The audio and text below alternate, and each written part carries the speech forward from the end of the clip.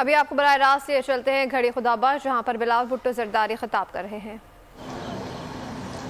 رمضان کی وجہ سے ہم نے اس سال 13 اپریل کا دن رکھا ہے انشاءاللہ تعالی۔ نہیں اب 13 ہے،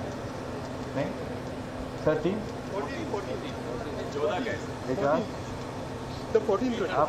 we have to decide 13 is decided now.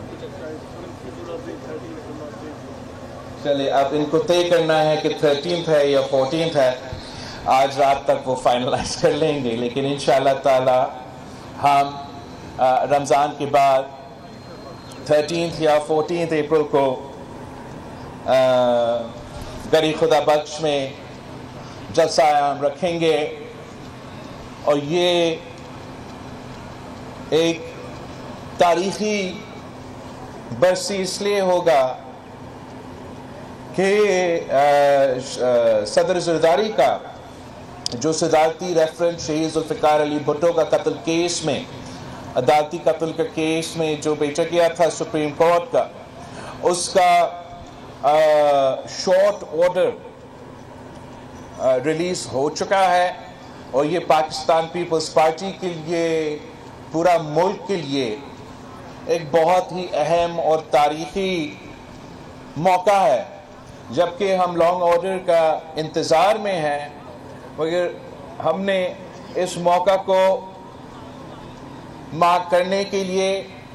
شہید ذوالفقار علی بھٹو کے خلاف جو عدالتی قتل تھا اور جو اس ریفرنس کے نتیجے میں جو فیصلہ آیا ہے،